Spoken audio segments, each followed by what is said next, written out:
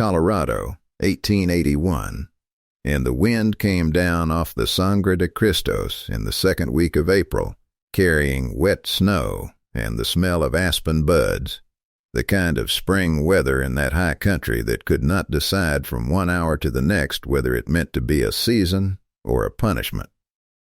They held the pauper auction on the courthouse steps at Ardennes, as they had every April for 6 years, and Asa Rourke had ridden 9 miles in the sleet with no intention whatsoever of bidding on anybody.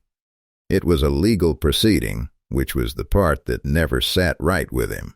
The county was obliged to keep its indigent, and did not care to pay for the keeping, so once a year the commissioners auctioned the keep of every pauper on the rolls to whichever citizen would take them for the smallest sum out of the county purse, and the citizen got a year of that person's labor in exchange.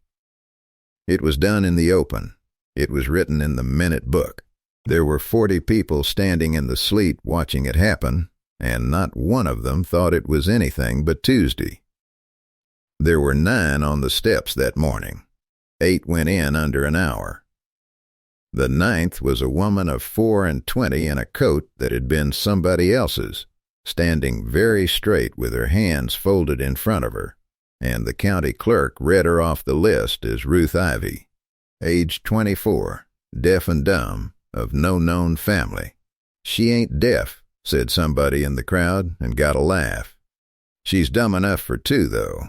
The commissioner running the sale was a heavy-set man in a good coat named Vernon Pryor, and he said it pleasantly the way he said everything. 3 years on the county, and not one word out of her. Don't let that put you off, gentlemen. She works, cooks, mends, handles stock. Quiet's a virtue in a hired woman, whatever else you may say. The laughing went around again. Asa Rourke stood at the back of that crowd with sleet running off his hat brim and watched the woman on the steps. She was not looking at the ground, which was the thing that caught him. Every other pauper on those steps that morning had looked at the ground, and this one was looking straight out over the heads of 40 people at nothing at all, with her chin level and her jaw set, and Asa, who had spent 11 years in company where a man's life depended on reading faces fast and correctly, understood in about 4 seconds that he was not looking at a woman who could not speak. He was looking at a woman who had decided not to. There is a considerable difference, and it shows. $8, said a voice near the front, a man named Cobb, who ran a road ranch on the pass and had a reputation nobody said out loud. $6, said another. The bidding went down, the way it does at a pauper auction, each man offering to take her for less of the county's money than the last, and Asa Rourke listened to 2 men bid each other toward the privilege of owning a year of that woman's life for the price of a pair of boots, and he heard himself say, in a voice that carried, "Nothing." The steps went quiet. "Say again?" said Vernon Pryor. "I will take her keep for nothing. Not $1 out of the county. You cannot be underbid below nothing, Commissioner. So I believe that concludes it." Asa came forward through a crowd that opened for him without anybody quite deciding to. And I will say the rest of it here, in front of everybody. So it is on your minute book and in 40 people's ears. She is not indentured to me. I am not taking a year of her labor. I am taking her off these steps, and the moment we are clear of this town she is free to go anywhere she pleases, and if she wants to go this afternoon, I will put her on the stage myself and pay the fare. He looked up at the woman on the steps, and spoke to her rather than to the crowd. "That is the whole of the offer, ma'am. You may come with me, or you may not. I have got a horse and a spare coat, and 9 miles of bad road, and no claim on you at all." Ruth Ivy looked down at him for a long moment. Then she came down the courthouse steps and stood beside him, and the county clerk wrote in the minute book, in a hand that would still be legible 100 years later, keep of R. Ivy, assumed by A. Rourke. No charge to county. He did not speak much on the ride out, which she noticed, and was grateful for. The Rourke place sat 9 miles southwest of Ardennes in a shallow park, where a creek came down out of the aspens, a cabin of squared logs with a good stone chimney, a barn considerably better built than the house, 40 acres of hay meadow, and 200 more of grazing running up toward timber. It was not a rich outfit. It was, she saw at once, a scrupulously well-kept one, the kind of place a man maintains when he has nothing else to do with himself and no one to do it for. He stopped at the door and did not open it. "House is yours," he said. "There is a bar on the inside of that door, and I want you to use it. I sleep in the barn. There's a stove out there and a bunk, and I have wintered in it before. So do not think you have put me out of anything. I will knock before I come near this door, and if you do not answer the knock, I will go away again." She looked at him. "I am going to say the rest of it now, and then I will not say it again, because I do not want you lying awake in there tonight wondering," Asa said. "There is money in the tin on the mantel, $41, which is the whole of what I have got. It is yours to take at any hour of any night, and I will not come after you, and I will not report it. The stage east goes out of Ardennes Tuesdays and Fridays. The mare in the near stall is gentle, and she is yours if you want her. I did not buy you. Nobody can buy anybody, whatever that minute book says. I bid because Cobb was bidding, and I have seen what comes back off Cobb's place in the spring, and I would have bid the same for any one of the 9 on those steps. You do not owe me a day's work, or an hour's company, or one single word." Ruth Ivy stood in the doorway of a stranger's cabin in the high country, with the sleet turning to snow behind her. Then she nodded once and went in, and he heard the bar go across the door, and Asa Rourke went out to the barn and slept in his own hay for the first of what turned out to be 111 consecutive nights. He brought her the slate on the 4th day. He had ridden into Ardennes for salt and come back with a child's writing slate and 2 sticks of chalk from the mercantile, and he set them on the table and did not make any speech about it. "In case there is something you want," he said, "or something you want me to stop doing, I am not asking you to talk. I have got no use for a person who talks all the time anyhow." She looked at the slate for a long while. That evening he found it propped on the porch rail where he would see it coming up from the barn, and in a clear, schooled hand, the hand of a woman who had been properly taught her letters by somebody who cared, it said, "I can hear. I am not deaf." "I know it," Asa said to the empty porch, and went to bed. The next morning the slate was on the rail again, wiped and rewritten. "How did you know?" He stood in the yard a while working out how to answer that honestly. "Because you flinched at the coyotes night before last," he said finally, "and because you looked out over that crowd instead of down at your feet, and a person who cannot hear does not know when the laughing has stopped. Whoever wrote deaf and dumb in that county book never once looked at you long enough to be wrong about it. The slate did not come out again for 2 days. When it did, it said only, 'Nobody ever has.' She stayed. That was the thing the county never afterward understood. She stayed through April and into May, and the stage went out of Ardennes on 11 separate Tuesdays and Fridays without her on it, and the $41 sat in the tin on the mantel untouched, and Asa Rourke did not once ask her why, because he had decided the asking was itself a kind of pressure, and he had promised her there would not be any. They built a life out of the slate and out of work. She could cook, which she had not been lying about, and she could mend, and she could do a thing with a lambing ewe that Asa had never managed in 9 years of trying. She was up before he was. She kept the accounts after the second week, having found his ledger in a drawer and rewritten 4 months of it in a column so clean he was faintly embarrassed by his own. He learned to read her the way people learn weather. He learned that she wrote in whole sentences when she was easy and single words when she was not. He learned that she stood well back from the stove when he was working near it with the poker, and that she could not abide anybody behind her in a doorway, and that she had a laugh, a real one, silent, with her whole face, that he would have traded most of the outfit to see more often. And he learned, in the 4th week, that she watched the road, not idly.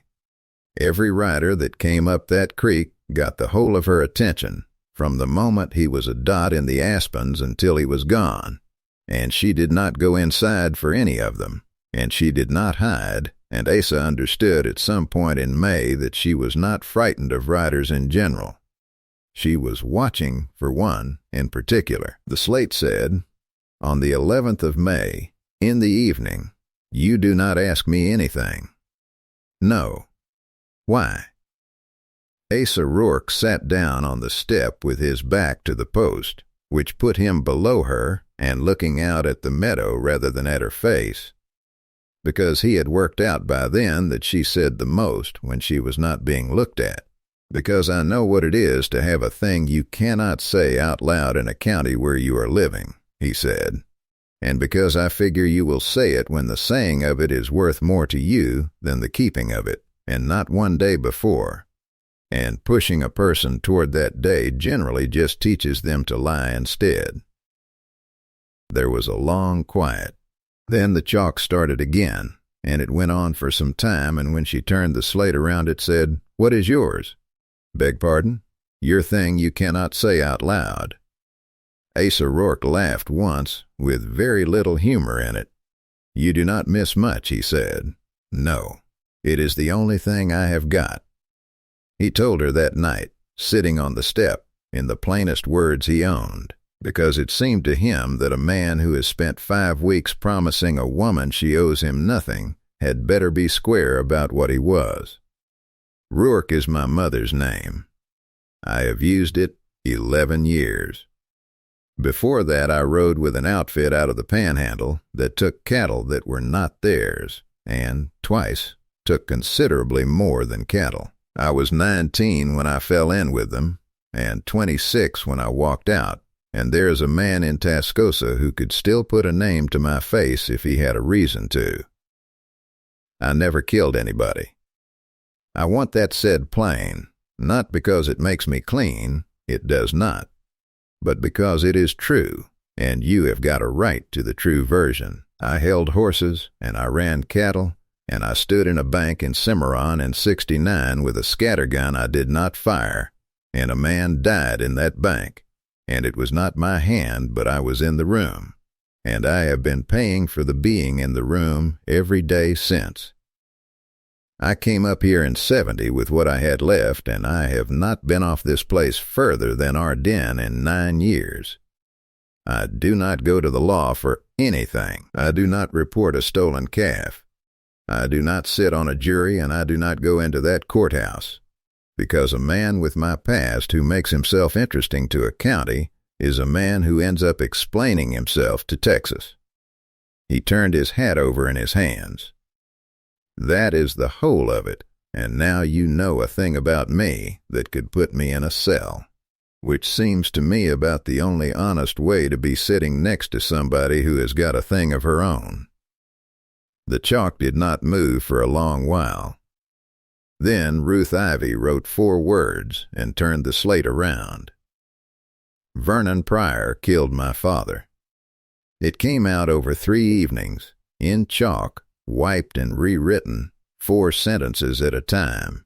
Her father had been Thomas Ivy, and he had proved up a homestead on Willow Creek in 1876 with the only year-round spring on that side of the divide, and Vernon Pryor had wanted it for his cattle, and had offered twice, and been refused twice.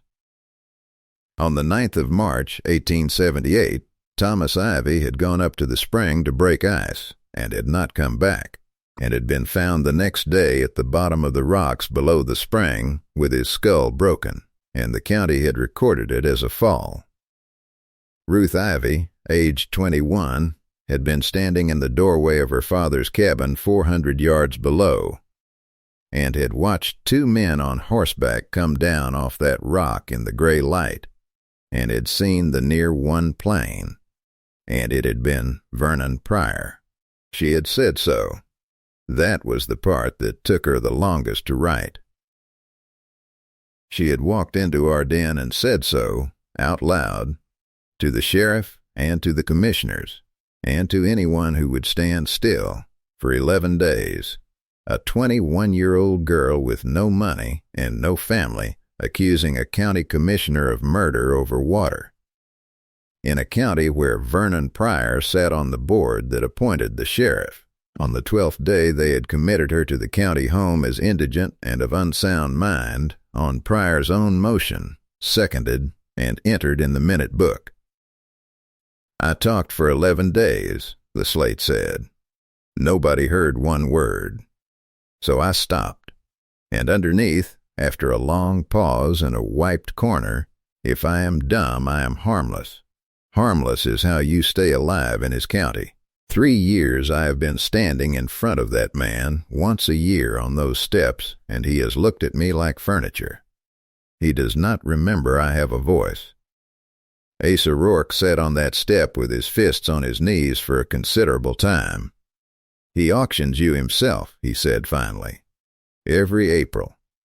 He stands there and reads you off as dumb and takes bids on you.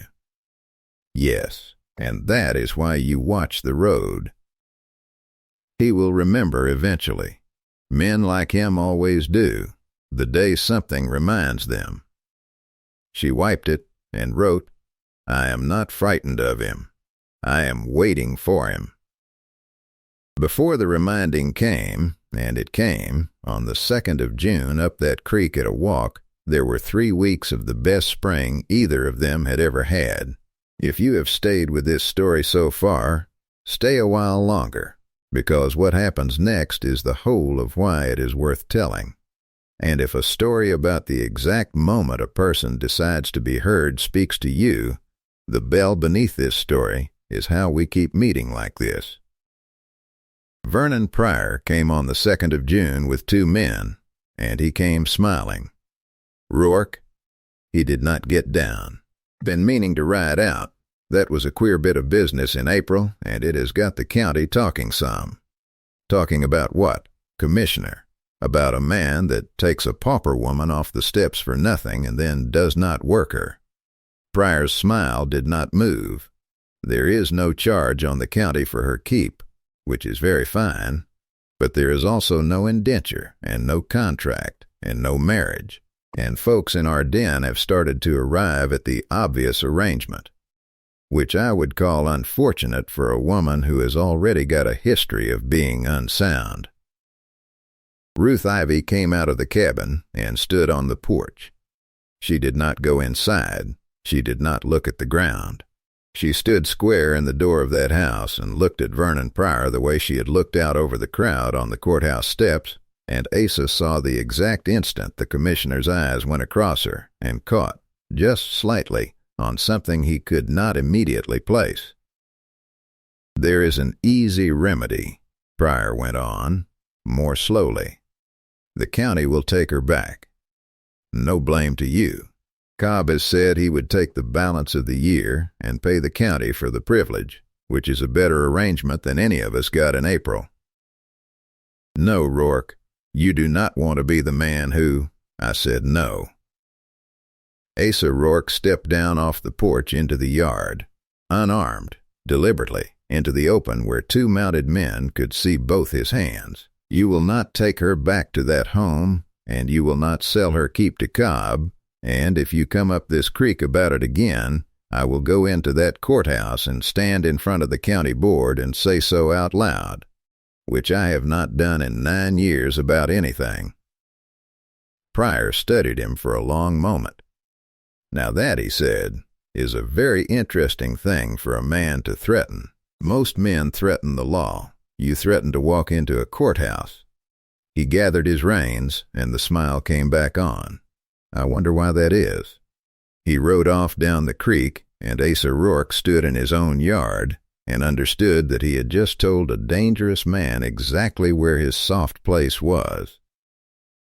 Ruth wrote it that night, one line, and it was the plainest thing she had ever put on that slate. "He will send to Texas about you." "I know it. Then you must go. Tonight, I will not have you hang for standing in a yard on my account." "No." Asa. It was the first time she had written his name. He looked at it on the slate a long moment. "I have been running from that bank in Cimarron for 11 years, he said, "and I have been perfectly safe the whole time, and I have not had one single day I would call a life. You have been quiet for 3 years, for the same reason, and by the same arithmetic. I do not think either of us is going to get out of this county by being smaller. I think we have both been small about as long as it works." They were married on the 19th of June by the circuit preacher at Ardennes, in the parlor of the Methodist parsonage, with the preacher's wife and the mercantile keeper standing witness. She had written it out and pushed it across the table 2 nights before, and it had said, "I want to marry you. Not for protection. He can take a hired woman off your place, and he cannot take a wife, and I know that is part of it, and I will not pretend otherwise. But I have thought about it for 11 days, and if there were no Pryor in this county at all, I would still want it. And I need you to know the second part is the true reason, and the first part is only the timing." "You are certain," Asa said at the parsonage door. She looked at him and wrote on the slate and turned it around. "I have made exactly 2 free choices in 3 years. Coming down those steps was the first." He went out to the barn that night, same as the 111 nights before it. He did not make anything of it. He banked the stove and hung his hat and stood in the dark a while, and there was, he would tell her years later, no part of him that had expected anything different, because a promise is not a thing a man revises on account of a preacher. The barn door opened at about 10 o'clock. She stood in it with a lamp and the slate under her arm, and she did not come in, and for a moment neither of them moved at all. Then Ruth Ivy Rourke set the slate down on the feed bin, face down, chalk on top of it, and she looked at her husband across 11 feet of lamplight and 3 years of silence, and she said, "Asa." That was all. One word. His name. It came out cracked and strange, and about half an octave lower than either of them expected, a voice 3 years unused, and it broke on the second syllable, and she put her hand over her own mouth as though she had surprised herself considerably more than she had surprised him. Asa Rourke crossed that barn and took her hand away from her mouth and held it, and neither of them said anything else for a while, and when he finally kissed her, it was not a beginning of anything so much as the end of a long argument neither of them had been having out loud, the plain, whole relief of 2 people who had each spent years being careful, and had just in a barn, at 10 o'clock at night, stopped. "Say it again," he said. She said it again. It came easier the second time. She did not speak to anybody else for 6 weeks. She spoke to him. It came back slow and rough, a few sentences an evening, mostly in the dark on the porch where she did not have to be looked at while she did it, and there were nights it would not come at all, and she went back to the slate without shame, and he never once remarked on it. The word she had chosen first was, she told him in July, not an accident. 3 years I had one thing left that was mine, she said. Nobody could make me spend it. Pryor could put me in that home and stand me on those steps every April, and he could not get one word out of me, and it was the only thing in the world I still owned outright. She was quiet a moment. So when I spent it, I was going to spend it on purpose, on something worth it, and I was not going to waste it on him. Vernon Pryor's letter to Texas came back in August. It did not come back to Pryor. It came back to the sheriff at Ardennes, who was a lazy man, but not entirely a bought one, in the form of a Dodger 11 years old out of Tascosa with a description on it that fit Asa Rourke tolerably well, and a name on it that was not Rourke, and the sheriff sat on it for 4 days trying to decide what to do about a man who had never given him a minute's trouble. Pryor did not wait for him to decide. He came on the 29th of August with Cobb and 2 others, at first light, to take Asa Rourke off that place himself and have the whole business settled before the sheriff finished thinking, and it went wrong in the yard the way such things do, and Cobb fired, and the ball went through Asa Rourke's left side above the hip and put him down in the dirt between the porch and the well. What happened after that, Ardennes argued about for 20 years. Here is what happened. Ruth Rourke came out of that cabin with her husband's rifle and put a round into the porch post 8 inches from Cobb's head, which was exactly where she had aimed it, and worked the lever, and stood on her own step with 4 mounted men in her yard and her husband bleeding in the dirt. And she said, out loud, in a voice that had been getting stronger every evening for 10 weeks, loud enough to carry to the timber, Vernon Pryor killed my father at the Willow Creek Spring on the 9th of March, 1878. I watched him come down off that rock. I said so for 11 days in Ardennes, and he had me committed as unsound on his own motion, and it is in the county minute book in his own hand. And every one of you 3 is sitting on a horse in my yard listening to me say it, which means not one of you can ever say afterward that you did not hear it. The yard went absolutely still. You are dumb, said Vernon Pryor, and it came out of him in a way that was not a statement at all. No, said Ruth Rourke. I was quiet. There is a difference, and you never once troubled to learn it, and it has taken me 3 years standing in front of you on those steps to be sure of it. You cannot commit me again. I have a husband and a name, and I am standing on my own property, and there are 3 witnesses in this yard, and if you ride out of here now, the only thing you have to explain is why you came. Cobb rode out first. That was what finished it. Cobb, who had bid $8 for her in April, turned his horse and went, and the other 2 went with him, and Vernon Pryor sat alone in that yard for perhaps 4 seconds before he followed. She got Asa inside and packed the wound and had the bleeding stop before the sun was properly up, and then she did the harder thing. She hitched the wagon and drove into Ardennes with her husband in the bed of it and the slate on the seat beside her, and she went to the sheriff's office, and she talked. She talked for 2 hours. It was the most she had spoken at one time in 3 years, and it cost her her voice for a week afterward, and she said all of it.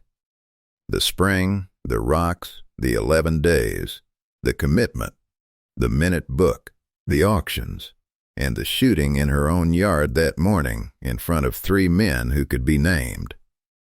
And then she said the last thing, which she and Asa had agreed on in the wagon. My husband rode with bad men in Texas 11 years ago, and there is a Dodger in your desk about it. He has told me the whole of it himself, and he will tell you the same, and he will not run. He has not broken a law in this county in 9 years.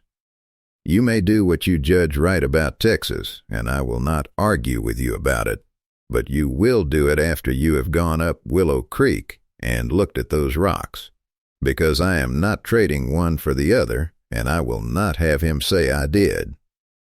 The sheriff of Ardennes went up Willow Creek. It took until November. Such things do. Vernon Pryor was not hanged. He was indicted for the murder of Thomas Ivy, and the first trial at Alamosa hung 11-1, and the county board removed him, and the second trial in the spring convicted him of manslaughter. He served 6 years and came out to a county that had discovered, in his absence, that it had never much liked him. The Willow Creek homestead came back to Ruth Rourke in her father's name in 1883, and the sheriff at Ardennes looked at an 11-year-old Dodger out of Tascosa, and at a man who had walked into his office of his own accord with a hole in his side, and did what a great many frontier sheriffs did with an old paper and a settled neighbor. He wrote to Tascosa, and Tascosa did not much care after 11 years, and the Dodger went into the stove. There is a slate in a house on a creek in Colorado, hung on a nail beside the door, and it has been hanging there since 1881. It is not kept for sentiment, or under glass, or explained to visitors. It is used. There is generally a list on it in a schooled hand, salt, lamp oil, nails, the day the preacher comes, and it has been wiped and rewritten several thousand times by 4 generations of the same family, and the corner is chipped where a 2-year-old dropped it in 1888 and was not scolded. Their daughter learned her letters on it. So did her son. Ruth Rourke talked afterward about as much as anybody, not a great deal, being naturally a quiet woman quite apart from what had been done to her, but enough, and to whoever she pleased, and she sat on the county school board for 19 years, and was, by every account that survives, extremely difficult to shout down. "You could take it off that nail," Asa said to her once. Years on, the two of them on the porch with the aspens going gold up the creek. "You have not needed it in 20 years. "I have needed it every day of 20 years, his wife said. Not to talk with, to look at. She reached over and took his hand, the way she had in the barn. A man walked 9 miles in the sleet and did not ask me one single question, and then he went to the mercantile and spent 40 cents on a way for me to say something if I ever wanted to. Nobody had done that. 3 years, and nobody had thought of it. It was only a slate. It was the first thing anybody gave me that did not want something back," said Ruth Rourke, "and I married you 11 weeks later, and I have never once been in a hurry about anything since." If your heart has ever leaned toward a story about the exact moment a person decides she will be heard, and about the man patient enough to wait 3 years for one word, then this story was for you. Out in the high parks below the Sangre de Cristos, where the wind keeps the only memory of what was, the love between Asa Rourke and Ruth Ivy became the kind that does not need anyone to remember it to be real, though the slate is still on the nail by that door, and the family still writes on it. If stories of frontier love that endured through cruelty, silence, and the long patience it takes to trust again speak to you, follow the lonesome trail for more. Here, the love stories are quiet, the courage is real, and the last word is always worth the wait. Until the next trail,